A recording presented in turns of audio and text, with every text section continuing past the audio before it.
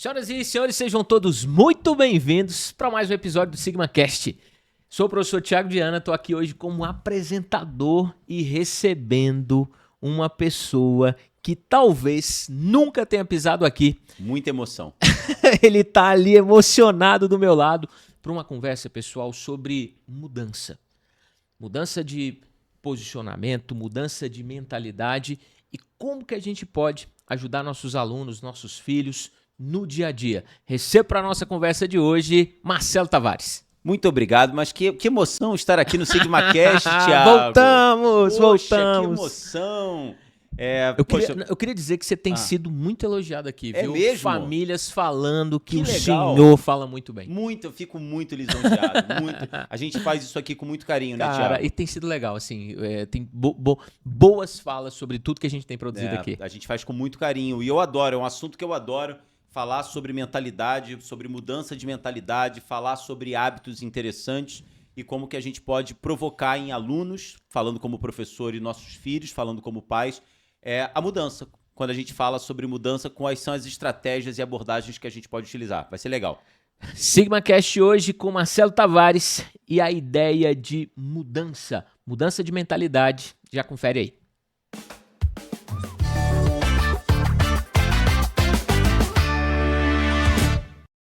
Marcelo, a ideia então é falar sobre mudança.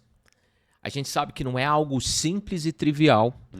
E, cara, a gente é professor. Então, com certeza a gente já viu na nossa caminhada alunos indo para um caminho que a gente não queria que ele fosse. E alguns a gente conseguiu ajudar e outros não. Uma pessoa que está indo para um caminho que não é o melhor em termos acadêmicos, em termos de posturas e tudo mais. Essa pessoa pode mudar? Eu não tenho dúvidas. Eu acho que o fato de nós sermos professores, nós automaticamente assumimos a ideia de que nós estamos aqui para transformar indivíduos. Boa. Né? Porque se nós não acreditamos que o indivíduo, principalmente um indivíduo em formação, que esse indivíduo ele não pode mudar, ele não pode ser transformado, perde o sentido. Ele não de pode tudo. adquirir bons hábitos, caminhos interessantes para a sua própria vida. Se a gente não acredita nisso, vamos fazer outra coisa. Vamos deixar de ser professor. Cara, né? faz sentido. Porque no momento em que a gente assume o magistério, a gente automaticamente assume a crença de que é possível mudar. Então, eu parto do princípio, Thiago, que a nossa mentalidade tem que ser uma mentalidade de crescimento. A gente já falou sobre isso aqui, né? A mentalidade fixa é aquela mentalidade das pessoas que diz assim, pau que nasce torto nunca se endireita. O Thiago é assim, ele não vai mudar nunca. Determinismo. Maria nasceu assim, não vai mudar, não tem jeito. Como. Eu falo para essas pessoas, cara, isso é um desperdício. Você chegar para as pessoas e falar que elas não mudam, que elas nasceram assim, vão continuar assim, isso é um desperdício no sentido de aproveitar oportunidades para transformações benéficas na vida das pessoas. Mas você está provocando uma discussão interessante. Partindo do princípio que todos nós podemos mudar, partindo do princípio que eu, aos 48 anos, se eu perceber a necessidade de uma mudança de comportamento, eu consigo fazê-lo, o que você colocou é que isso não é fácil, né? Então a gente tem que pensar o seguinte, partindo do pressuposto que a mudança é possível, como que a gente muda? Boa. Como é que a gente consegue estimular estratégias para provocar nas pessoas, ou então em nós mesmos, provocar essa mudança? Tá, e vamos pegar o exemplo então de um estudante que está ali desmotivado e está rendendo pouco. Como que esse cara pode conseguir enxergar propósito ou algo a mais? Como esse cara pode ser ajudado? Talvez assim, por nós professores ou mesmo pela família. Tá. O que você diria para esses dois públicos diferentes? Tá. Eu daria um passo para trás para dizer o seguinte. E muito do que eu vou falar aqui, Thiago, vem de um livro. Tá. Eu costumo sempre falar, né? A gente gosta muito de conversar sobre... Deixa a indicação. Eles gostam muito quando aparece indicação aqui bibliográfica. Então, existem dois irmãos, Chip, C-H-I-P, e Dan, D-A-N, Heath, H-E-A-T-H, Chip and Dan Heath. Eles assinam, os dois assinam o livro. E eles têm vários livros interessantes sobre mentalidade, sobre comportamento. Eles são estudiosos sobre comportamento humano, tá? Tá bom. E eles têm um livro chamado Switch, que eu recomendo muito, que a essência do livro é a seguinte. para que você provoque mudanças, por isso o nome switch, para que você faça as pessoas virarem a chave, né? O clique, né? O clique, exatamente, mexerem no interruptor, é fundamental que nós tenhamos em mente 3 grandes aspectos. Legal. Tá? O primeiro aspecto é o seguinte, e a gente pode falar sobre isso a partir das tuas perguntas. O primeiro aspecto é que ninguém muda se não houver um diálogo para mudança entre o coração e a razão. Entendi. Não pode ser um só, motivado por um só. Eu vou dar um exemplo simples, né? Você falou sobre o aluno desmotivado. Eu vou para um exemplo mais geral. Uma pessoa que você sabe tem hábitos alimentares ruins, né? A pessoa come muito doce, a pessoa come em horários desregrados, a pessoa adora aquele biscoitos processados. Come A onda agora é morango do amor. Isso aí. A pessoa gosta. Aqui no estúdio, quando você falou morango do amor, teve gente já levantando. Aonde? Teve um rebuliço Aonde? aqui. Aonde? É isso. A pessoa adora comer morango do amor. E você sabe o seguinte, cara, você quer fazer essa pessoa mudar. Se você só vier com argumentos racionais, olha, você está ingerindo muitas calorias. Ela já sabe. O corante do morango do amor é um corante que vai fazer mal para você, para sua pele. Por que você não troca o morango do amor por uma maçã comum? Não precisa ser a maçã do amor, Não tem que ser uma do maçã, amor. uma banana, uma fruta. Por que você não come uma barrinha de proteína? A pessoa sabe, foi o que você falou. O argumento racional, a pessoa sabe. O problema não é esse. E aí eles falam no livro que o nosso cérebro é um pequeno jockey montado num elefante. Ah, eu lembro. Né? Lembro dessa passagem. O jockey, ele é a razão. Ele pensa, ele raciocina, ele é pragmático. E ele é rápido, né? Lá em cima. Ele é rápido, só que ele tá montado num elefante que tá aqui no nosso cérebro. E esse elefante, ele é pesado, ele é vagaroso e ele é pura emoção. Então você imagina, por exemplo, uma conhecida nossa, a Manuela. Né? A Manuela adora morango do amor. Então a Manuela sabe que não pode. A Manuela tá aqui, pessoal, no estúdio, por isso que eu tô mexendo. Ela tá aqui ouvindo. A Manuela sabe que morango do amor não alimenta, que morango do amor tem muita caloria e tal. Mas ela vê na internet morango do amor, tá todo mundo comendo morango do amor, aquela coisa linda. Ela lembra daquele docinho maravilhoso que é o morango. Então, o elefante quer isso. O elefante, ele é pura emoção, ele quer estar presente, ele quer tirar foto no Instagram comendo morango do amor, ele quer sentir o prazer, né, de comer aquele doce. Faz sentido. Então, assim, quando a gente vai conversar com uma pessoa em torno da mudança, a gente tem que se conectar com a razão e com a emoção. Aí eu vou dar um exemplo daquilo que você falou. É um bom ponto. Daquilo que você falou do aluno desmotivado. Antes de falar com os professores, nossos colegas, vou falar com as famílias que estão nos escutando. Primeiro as famílias. Você imagina assim, eu vou falar que ele tem que estudar mais matemática, que as notas estão muito ruins. Eu vou falar que ele precisa ficar mais tempo. Eu vou falar que ele tem que abrir mão das coisas que na minha época eu estudei muito. E que tudo que seu pai conseguiu, tudo que sua mãe conseguiu foi através do estudo. Né? Quando a gente usa esses argumentos, nós estamos falando com o jockey, que está lá, é racional, mas é pequeno. E talvez faça um pouco de sentido. Tem que falar. Mas talvez não conectar com a emoção não adianta. Com que a mudança de direção aconteça. Vou dar um exemplo simples. Eu tive contato com um aluno que era apaixonado por futebol, que só queria jogar futebol. A vida dele era futebol, ele só pensava em futebol. E os pais estavam tendo uma dificuldade tremenda, porque chamavam o garoto para conversar, falando sobre, mas você precisa se desenvolver, você tem que estudar um pouco mais de matemática, você tem que ter leitura, você precisa saber interpretar o mundo, não pode ser só o futebol. Falando com o jockey, que está na cabeça dele, né, com aquela parte racional. E ele estava entendendo e provavelmente ele já sabia daquilo.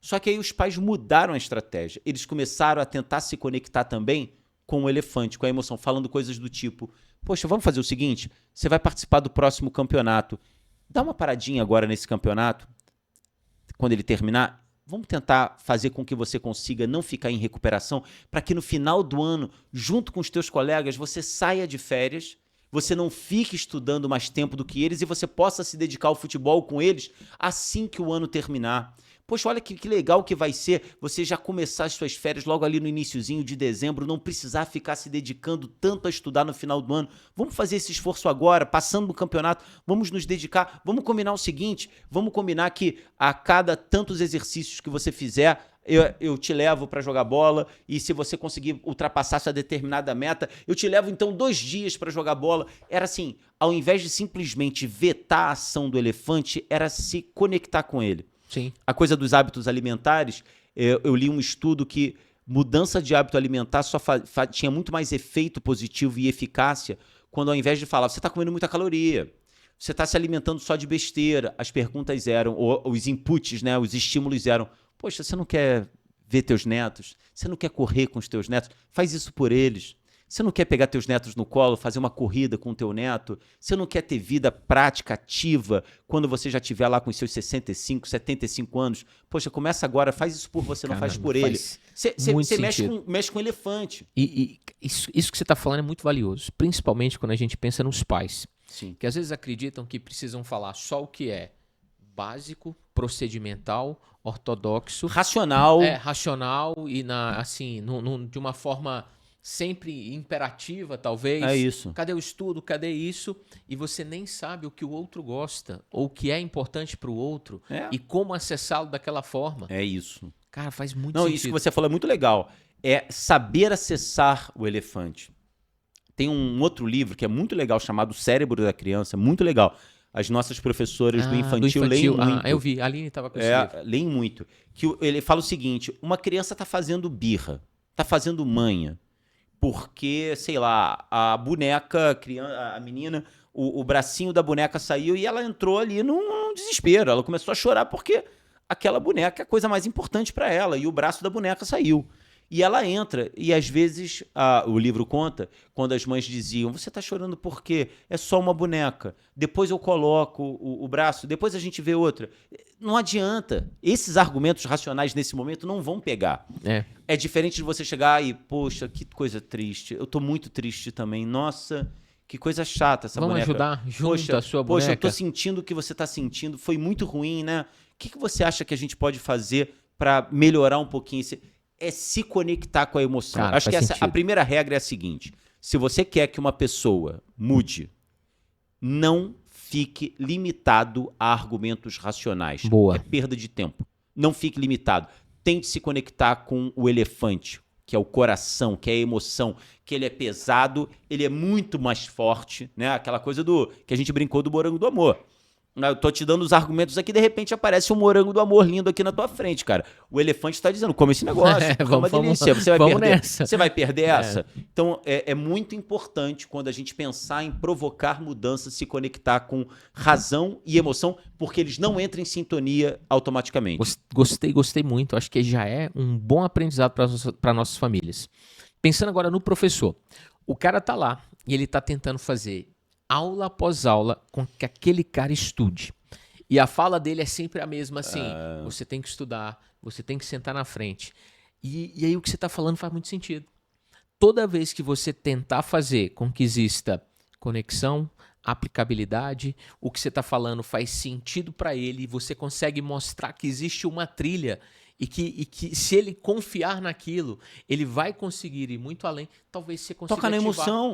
Toca na emoção. Esse garoto do futebol que eu falei, os professores conseguiam acessá-lo, sabe como? Dizendo o seguinte, poxa, cara, você tem tudo para ser alguém trabalhando com futebol. Cara, tu não quer fazer educação física? Aí o moleque, como assim? Cara, faz educação física, quem sabe depois você faz um curso de treinador, você tem a cara, você tem carisma. O moleque começou a falar, sério? E eu tenho que estudar o quê para passar em educação física? Pô, você tem que estudar, no Enem a nota de corte é tanto... A abordagem, no final das contas, você está falando a mesma coisa. Que você tem que estudar. Sim. Só que ao invés de argumentos racionais que são super pasteurizados, limpos, objetivos e diretos, conecta com o coração. E eu acho que a gente perde essa aí. E tem tudo a ver com o que você falou, Thiago, porque nesse momento em que muitas famílias, os pais chegam a casa cansados, esgotados, é quase uma tendência, vou pegar o celular, vou ver aqui, daqui a pouco eu me distraio no Instagram. Eu tenho pouco tempo de me conectar com meu filho. Eu tenho pouco tempo de ouvir as brechas, porque é só com a escuta que você consegue fazer isso, de ouvir as brechas através das quais eu vou conseguir tocar aquela emoção, tocar o coração. E o professor é a mesma coisa. Professor que entra em sala e acredita que o negócio é encher o quadro e vomitar conteúdo, ele não está se conectando. Ele tem que ouvir, ele tem que conversar, ele tem que provocar, porque isso vai dando automaticamente para ele as ferramentas através das quais ele conecta a emoção. Concordo demais. Marcelo, por que esse processo de mudar, ele é tão cansativo, tão exaustivo? Esse ponto é legal e também serve para as nossas famílias e para os nossos professores. Tá. Nesse livro que eu mencionei, além da dica de se conectar com coração e com razão, eles falam sobre um experimento que é o seguinte.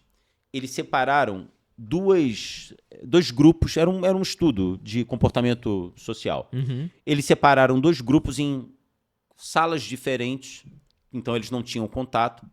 No primeiro grupo, eles colocaram 2... como é que se fala aquilo? Uma tigela. Tá. 2 tigelas. Numa tigela tinha cookies, aqueles biscoitinhos com gotas de chocolate. Você gosta? Lindo. Você gosta? O negócio é maravilhoso. Gosta daqueles cookies? Não gosta não? Também não gosto. Não gosto não. Mas enfim, no experimento eles gostavam. Aqueles que tinham acabado de sair do forno, aquele cheirinho de chocolate. E na outra tigela colocaram rabanete.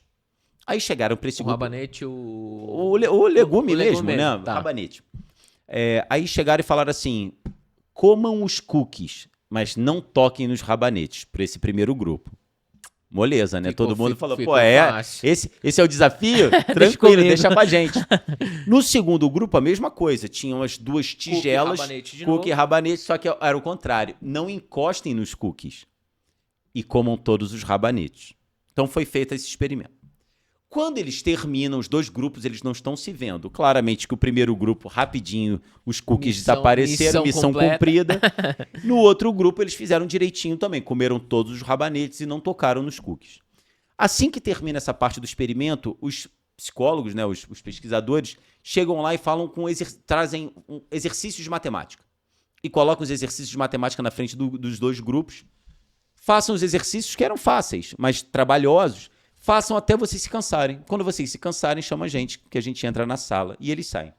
Na tua opinião, Thiago, qual dos grupos que ficou mais tempo fazendo exercícios de matemática? Eles tinham tempo livre. Quando ficarem de saco cheio... Faz até cansar. Faz até cansar. Quando cansar, chama a gente. Você acha que os que comeram os cookies ou os que comeram os rabanetes ficaram mais tempo fazendo exercícios de matemática? Eita, eu tô acreditando que é o cara do rabanete. Do rabanete, por quê? Pô, não sei, tô com a ideia aqui de que, pô, o cara fez algo tão difícil que, cara, ele vai fazer qualquer coisa. Ele já fez o que era muito difícil. Tá assim, bom. só uma forma de pensar. Mas é um argumento lúcido e faz sentido, mas não. Sabe por quê? Os que comeram os cookies ficaram cerca de 22 minutos fazendo exercícios. Tá. Os que comeram os rabanetes ficaram 8 minutos e já desistiram. Caraca, o cara desistiu muito rápido. E aí os caras explicaram o seguinte, por que quem comeu o rabanete desistiu mais rápido? Porque o esforço que eles tiveram para rejeitar a delícia do cookie e comer o rabanete, esse esforço cansa. Então eles estavam esgotados, eles estavam extenuados pelo esforço de não fazer aquilo que era aquilo que era normal, que seria um era impulso, a melhor opção. que era para eles a melhor opção, que era o mais fácil, que era o mais cômodo. Cara, aí você e fala o assim, nosso aluno? Pois é.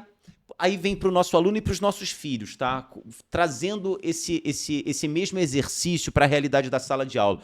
Às vezes a gente vê um aluno que, pô, vamos lá, todo mundo quieto aqui, prestando atenção. Porra, dá 10 minutos, aquele silêncio sepulcral, no 11º minuto o moleque começou a falar. A nossa reação é, pô, cara, já falei para você que, pô, não é para falar, então você tá...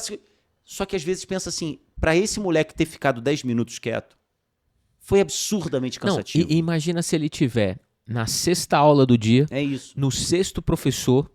E ele tá querendo mudar. O ponto fundamental é esse, que às vezes, quando a gente não vê a mudança de cara, a gente tende a dizer, pô, preguiçoso, não tá se esforçando, mas é o contrário. É pelo fato dele tá se esforçando que a resistência diminui. Caramba. E aí tem que fazer o que tem que acolher, tem que falar, pô, cara, pô, parabéns, deu 10 minutos. Cara, né, a gente pouco faz isso, né? A gente Você fala, não ficava 2, você ficou 10. Pô, tu ficou 10, fala, pô, cara, Melhorou parabéns. 5 vezes. Pô, parabéns, hein? Caramba. Pô, cara, terminei essa parte da matéria, porra, tô prestando atenção, tô muito orgulhoso de você. Cara, um aluno ouvir isso, Thiago, de um professor, principalmente de um professor que vem criticando-o e fala, cara, tô orgulhoso de você. Pensa agora como pais que nós somos, né? Às vezes a gente quer que o nosso filho estude, a gente quer que o nosso filho coma melhor, mas as pequenas vitórias que são extremamente desgastantes. É a coisa do rabanete, é cansativo. A gente esquece de apertar a mão, de abraçar e fala, filhão, tô orgulhoso.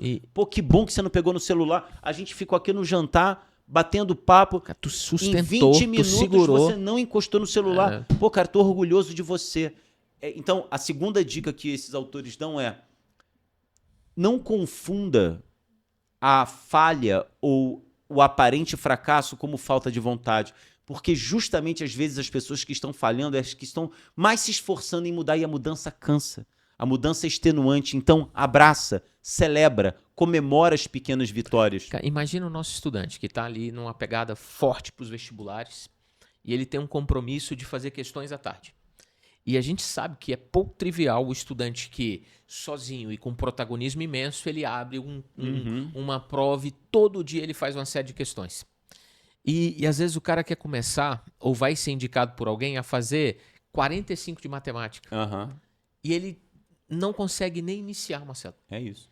E se o cara tivesse ali pronto para fazer 2, 3, e se ele colocasse aquilo para fazer parte da mudança que ele quer, pô, talvez faça muito mais sentido. Porque ele ia estar fazendo, ia estar produzindo, ia estar se empolgando e vivendo aquela melhoria e talvez conseguindo ter melhores resultados e atendendo, né, essa premissa. Pensa nesse garoto mais velho, mas pensa numa menina que está aprendendo a ler. Sim. Pensa numa menina do primeiro aninho, ela está saindo do infantil 5 e está indo para o primeiro aninho do Fundi 1.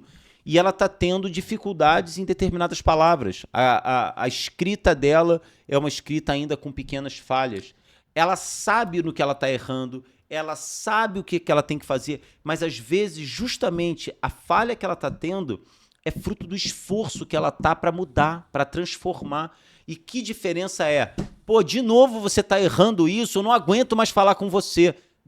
Olha, filha, nessa aqui você foi bem. Poxa, será que a gente não consegue fazer mais tão boas como essa aqui? Eu tô feliz. E se o cara não tiver cuidado, quem está conduzindo, seja professor, a família, o pai, a mãe, ele facilmente confunde essa exaustão, talvez com desleixo, com preguiça. Claro. Exato. Como que ele faz para não confundir? Ajuda, deixar isso mais claro. Mas é isso, a maneira de não confundir é o seguinte.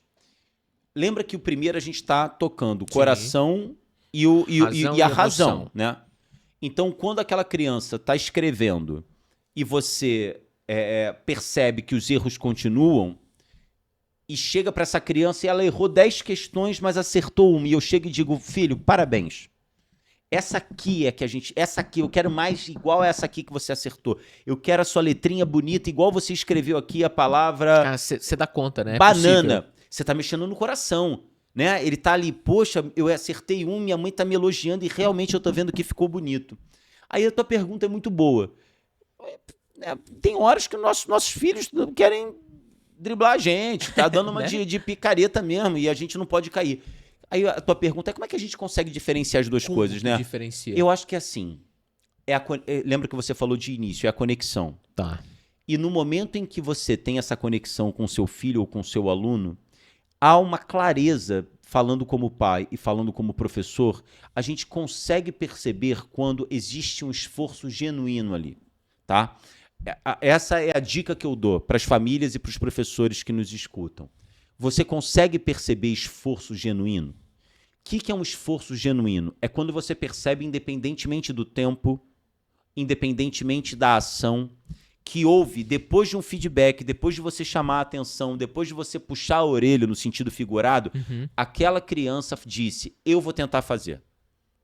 Então, assim, ela verbalizou, ela demonstrou que aquilo que você falou fez sentido e ela se dedicou. Então, a dica que eu dou para as pessoas para conseguirem perceber e diferenciar aquele cara que não está querendo, está simplesmente chutando balde, daquele cara que não está chutando balde, mas ele está sofrendo para a mudança, perceba o esforço genuíno. E esse esforço genuíno ele vai ser variável, Thiago. Mas o esforço genuíno você só percebe por conexão. Entendi. Então, se eu tenho um aluno que está o tempo inteiro sentado no canto da sala, conversando com colegas, eu converso com ele, troco uma ideia e digo o seguinte, poxa, posso contar contigo?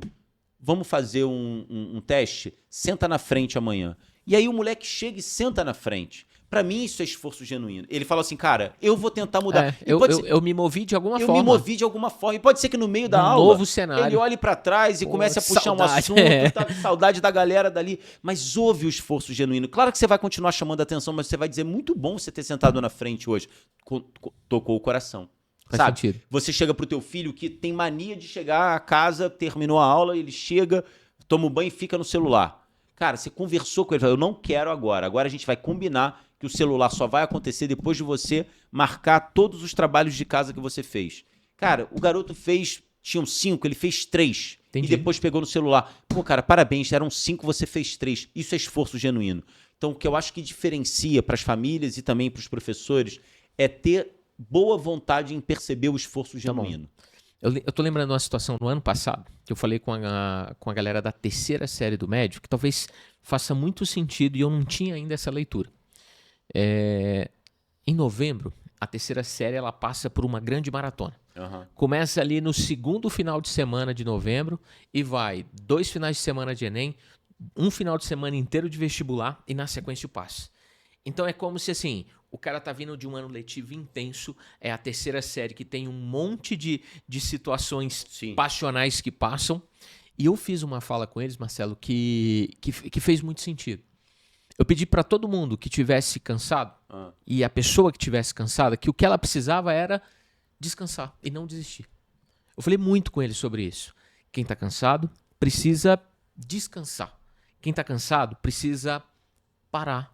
Uma pausa de fato pensada, estratégica. Se acredita que em alguns momentos tem que ter pausa, tem que ter alívio, tem que de fato dar um hiato ali antes de você tomar força de novo para ir? O que você pensa sobre isso? Mas acho que é isso. Acho que essa pausa que você está falando, de alguma maneira, é o reconhecimento do esforço, né? Porque quando você chega para um aluno, né? Você pegou de novo o exemplo do ensino médio.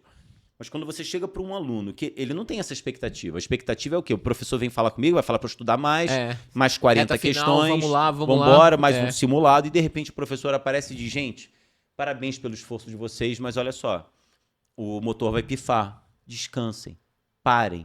Olha só, você conectou o coração, atinge porque o cara falou, pô, esse cara tá vendo, ele tá sentindo a minha realidade, tá vendo como é que eu tô cansado. Pô, que bacana.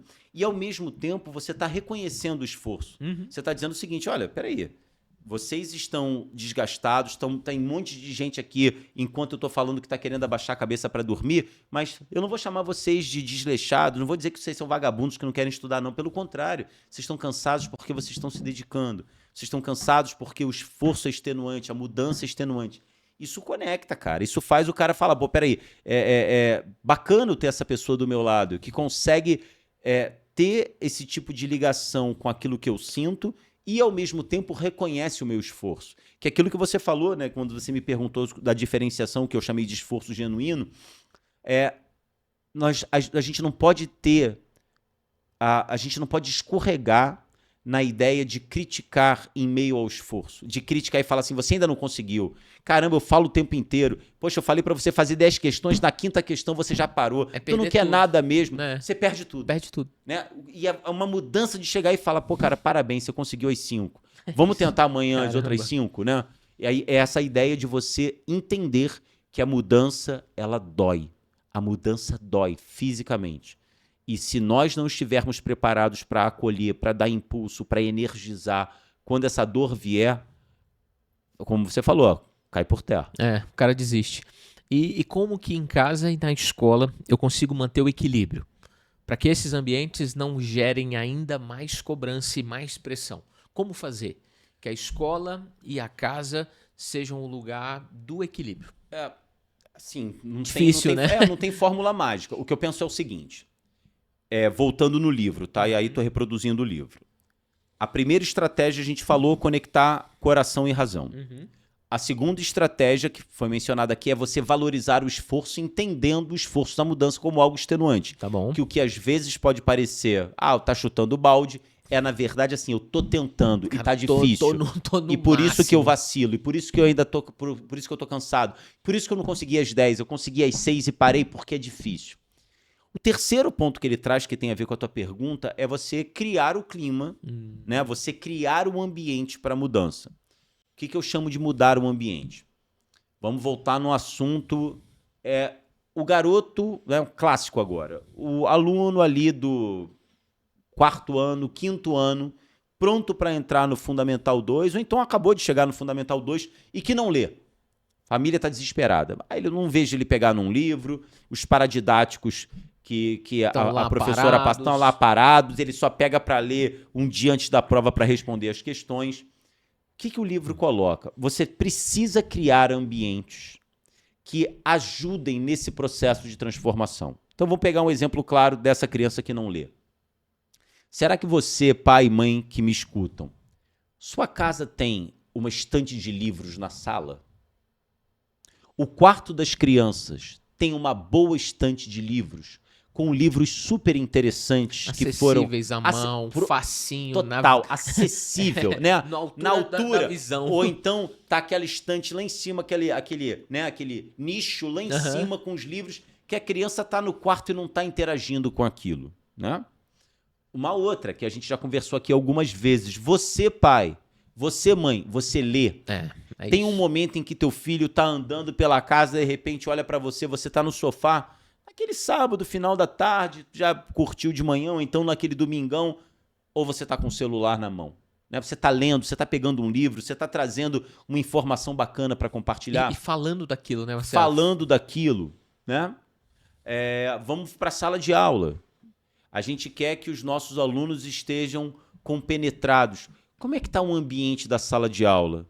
Né? As informações necessárias para aquela aula estão no quadro? Foram definidas com clareza? Os materiais selecionados para discussão, para os textos, para os exercícios, foram escolhidos com carinho? Existe espaço para os alunos discutirem entre eles acerca do que tem que ser entregue para o professor? Então, o ponto é o seguinte: você precisa criar condições para que a mudança aconteça.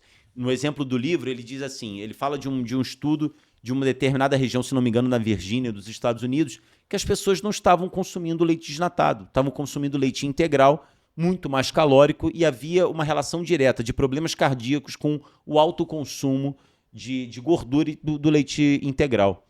E aí eles foram entender o que está acontecendo. Aí eles foram perceber nas principais lojinhas da cidade e mercados, o leite desnatado ficava escondido, enquanto que o leite integral estava à frente. Não havia nenhum estímulo ali na bandeja das garrafas de leite sobre o consumo saudável. Então eles começaram a colocar grandes imagens de tiras de bacon, dizendo assim, essa é a quantidade de tiras de bacon que você ingere no momento em que bebe um copo de leite integral. Então, você cria condições. Então, a escola, a sala de aula, tem que criar condições que estimulam essa mudança. Cara, faz muito sentido. Uma das coisas que eu mais escuto dos estudantes é: estudei de manhã, tô aqui num compromisso de chegar em casa e estudar.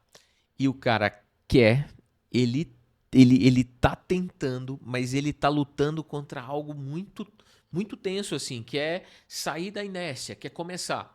E aí, alguns que começam, eles falam, e eu já ouvi isso de muitas pessoas, o cara senta para estudar, mas ele não tá com um ambiente propício. E aí ele não tá com o caderno completo, porque ele não assistiu a aula direito e não prestou atenção. Aí ele tá faltando uma coisa, tá faltando outra coisa, e aí ele vai arrumando um monte de pequenas desculpas para não conseguir dar conta. Exatamente. Isso que você está falando, e você agora como diretor, você pode até verificar isso na tua escola, e que faz muito sentido. Eu visitei algumas salas de aula fora do Brasil e era interessante que nas salas de aula cujas escolas tinham a maior performance, Tiago, a sala de aula interna, a parte interna da sala de aula, você não conseguia ver a parede, porque eram murais, tinha um mural da física com as principais fórmulas, tinha um mural da história com os textos da semana, havia livros disponíveis, então assim, revisão da semana em história, tinham livros que a escola disponibilizava para o aluno pegar e falar, cara, eu não entendi muito bem a matéria essa semana, deixa eu pegar um livro. Então assim, o ambiente da sala de aula era um ambiente que chamava para o estudo. E uma vez eu vi uma experiência dessa social, que eles queriam que as crianças deixassem o elevador e usassem mais a escada. E eles começaram a criar histórias nos degraus da escada. Aham. Então você ia Excelente ideia. subindo e você ia enxergando e vendo um outro que era voltado É à exatamente matemática. E o cara... Aliás, a ideia é genial, hein? Pô, e o cara conseguiu... Cara, era na Noruega. É um livro, Marcelo, muito bom, chamado As Crianças Mais Inteligentes do Mundo. Ah, eu já ouvi falar. Baita livro. É de uma jornalista dos Estados Unidos e ela tá visitando sistemas de educação pelo mundo. Ah, Aí ela fala que no norte europeu ela teve essa grata experiência interessante. de estar Ou seja, a molecada ambientado. passou a usar a escada, não era só por causa Não, da a escada. curiosidade de Quero terminar ver o que está no a degrau história. hoje da É. história. Exatamente. Eu quero terminar, eu quero ter acesso àquela conta que está acontecendo ali. Eu quero a resolução daquilo que está passando ali. E aí, assim, começa o problema na primeira escada. Mas a solução do problema está lá em cima, assim.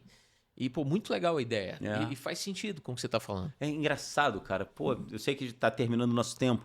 Tá Mas, estourando o tempo. olha que interessante, né, da gente falar sobre condições. Não sei se tu conhece essa história. Eu esqueci o nome do cara, mas a história é verídica. Ele contou do que o pai dele fez. No finalzinho da Ilíada, daquele livro clássico do Homero, o Aquiles, né, que é o herói grego que vai morrer não na Ilíada, mas morre depois, né, no restante, no final da Guerra de Troia, ele vai encontrar um garoto chamado Licaon, que é filho do Príamo, que é o rei de Troia. De Troia. E aí, ele tava lendo, ele contando do pai, né? Então, o pai tava lendo pro garoto, e o garoto contou essa história depois de um autor já velho. Que ele encontra o Licaon e eles têm um diálogo, e aí o pai fala assim, agora eu não sei se o Aquiles vai matar o Licaon, ou se o Licaon sobrevive, porque a página tá arrancada do livro, eu não tenho essa página aqui. Aí o garoto, poxa, pai, que isso? Mano? Eu tenho que Nesse saber. momento... Ele falou, cara, eu não tenho. Sabe o que eu tenho?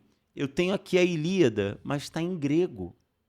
Tá aqui a Ilíada em grego. Então lá na biblioteca tem também alguns dicionários de grego. Se você quiser, cara, dá uma lida e dá uma estudada. E o moleque ficou tão maluco para saber o que diabos aconteceu com o Licaon, que ele falou assim, então, pega o dicionário. E aí, depois de velho, ele falou, eu comecei a ensaiar as primeiras palavras em grego porque o meu pai criou condições de curiosidade, porque eu queria saber o que diabos aconteceu com o Licaon, que tem a ver com o que você falou, é a mudança de hábito, não adianta o racional. Não pegue o elevador pode dar problema. Se acabar a luz, vocês vão ficar presos. Não adianta. Esse exemplo muito bom que você deu conectou o coração, porque era a emoção de ver a história no degrau. Tinha uma questão também de esforço, né? Porque aquilo não mudou de uma hora para outra, mas não mudou. Houve momentos em que as crianças, uma ou outra, ainda deve ter pego o elevador. E o terceiro foi esse, foi criar condições, que eu acho que às vezes a gente deixa passar a obrigação que a gente tem de criar condições para mudança. Você quer melhorar a sua vida, as suas atividades físicas. Como é que é a tua casa para isso? Tem um tênis bacana que está pronto ali na soleira da porta de casa, pronto para você pegar? E a academia que você escolheu, você consegue a pé? Ou você tem que pegar... Exatamente. Então, se você junta essas três coisas, né, que é o grande assunto aqui, que é a mudança, se você consegue conectar o coração da pessoa que você quer estimular a mudança sobre, se você valoriza e acompanha o esforço, e se você cria condições, cara... ela acontece. E aproveitando essa reta final, então, do nosso programa, pensa comigo no seguinte, como que eu consigo fazer essa mudança se tornar, na minha casa, na minha sala de aula, algo visível, viável, celebrável? Como que eu faço isso ser concreto assim? Bom, primeira coisa, defina o que você quer mudar. Tá? Não adianta fazer o que... Tiago, você tem que estudar mais. Estudar mais o quê? É estudar matemática, e a matemática, qual é a parte da matemática? É trigonometria, e quer melhorar em quê? Eu quero acertar mais questões, eu quero resolver uma determinada prova de um vestibular, uma criança que está aprendendo a ler. Você tem que estudar mais. Não, eu quero ler 2 livros que a professora indicou nesse primeiro bimestre. Já muda tudo. Então, estabelece a meta. Tá, boa. Então, primeira coisa para ser viável, estabelece a meta. Na hora de conversar com seu filho, estabelece a meta. 2, crie condições e alinhe com ele as condições. Quero que você leia mais. Tá vendo aqui esse nicho? Eu botei e vou comprar para você 10 livros incríveis com ilustrações incríveis. Vamos fazer um acordo? Esses 10 livros precisam ser lidos até o final, do mês que vem. Então você definiu a meta, ela é clara, ela é mensurável. Então são 10 livros. Tá aqui, 10 livros, tem como medir. E você criou condições. E terceiro, valorize, celebre. Ao invés de esperar o seu filho ler os 10 livros para abraçá-lo, pô, tá vendo ele pegar o primeiro livro, dá um abraço, comemora. Aparece, sei lá, com um suquinho gelado para ele, ó, fiz esse suco aqui porque tu merece, parabéns, vamos celebrar isso junto. Então, para que a coisa fique viável, né, e visível e seja claro, estabelece a meta, não fica no vago, cria as condições e alinha as condições e celebra os que eu gosto de chamar dos milestones, das conquistas. Tanto professores quanto pais celebrem as conquistas, definam as metas e garantam condições ambientais mesmo, práticas para que a mudança aconteça. Agora imagina, Marcelo, se alguém tivesse pensado sobre... Vão brigar com a gente, ó. Vai estourar o tempo. Já. Última coisa. Se alguém tivesse, a gente em idade escolar, tido esse tipo de estímulo, talvez algumas mudanças nas nossas vidas poderiam ter sido muito mais rápidas. Pra caramba. Talvez... eu sempre tive... a gente fala muito da matemática, mas eu tive um problema sério com a matemática. Eu me entendia como alguém que não nasceu para matemática. Entendi. E todos os professores que eu tive aprofundavam essa sensação. Reproduziam isso. Você não tem condições, você não tem cabeça matemática, você não tem o senso numérico. E tal. E, cara, às vezes eu tentava, ia para a prova final, e passava. Nenhum professor disse, pô, cara, parabéns, você passou na prova final. Foi muito bom, valeu o teu esforço. Não me lembro de nenhuma mudança muito forte, tanto em casa quanto na escola, visando a mudança de uma cabeça de uma criança que achava que não era bom em matemática. Não, faz muito sentido. Pessoal, antes do final do nosso programa tem sempre um momento muito especial. É o momento de retomar os principais pontos. São 3 pontos a serem retomados. Marcelo vai ficar com 1. Não, mentira. O Marcelo vai ficar com 2. Não, Hoje você que vai ficar... Não. O especialista aqui é ele. Ele fica com 2 pontos. Eu fico com 1 ponto. Então você começa. Eu começo. Tá eu bom, começo. 1 ponto pra mim, 2 pontos pro Marcelo. Vem aí, Sigma Dicas.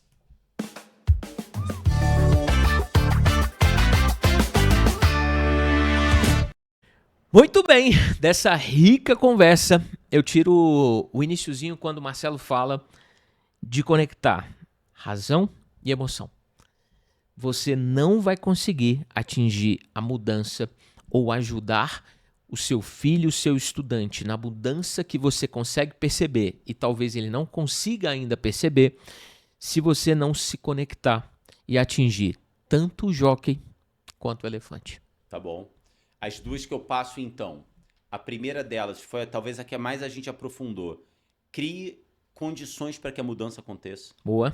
Crie condições reais, visíveis, mensuráveis para que a mudança aconteça. Na sua casa, no quarto do seu filho, no quarto da sua filha, no cotidiano, nos passeios que você escolhe fazer com seu filho, com a sua filha.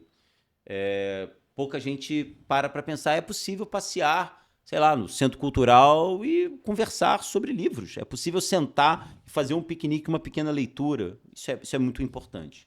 Então, além de criar condições, a segunda dica que eu dou é celebre o esforço.